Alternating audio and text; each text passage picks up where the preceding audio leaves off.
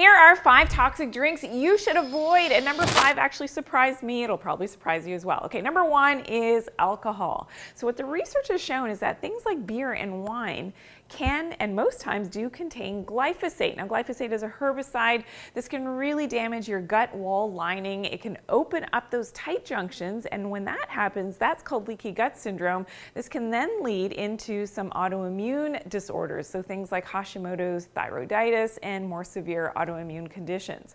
Okay, number 2, another toxic drink, sports drinks. So this is something that you definitely want to be aware of if you're drinking these yourselves or giving these to your children. They are loaded with sugar, and if it's the low sugar type, they have artificial sweeteners most times, and we know that artificial sweeteners will disrupt the health of our microbiome, which is where a lot of our immunity is coming from. You do want to definitely avoid those sports drinks. Okay, number 3 on my list is diet sodas. So unfortunately, a lot of them are made with aspartame, which is known as an excitotoxin. It's actually a rat poison.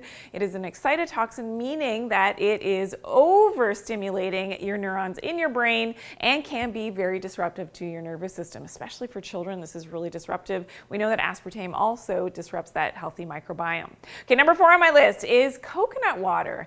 So coconut water, yes, if you live in a hot climate, you're in the sun all the time, maybe okay. However, drinking coconut water out of season can be a problem. Not only does it have a little bit of sugar, yes, it has your electrolytes and your minerals, but it does have deuterium, and deuterium is heavy hydrogen. It's something that is going to slow down those nanometers in your mitochondria, your energy producing cells, and can really deplete your energy over time.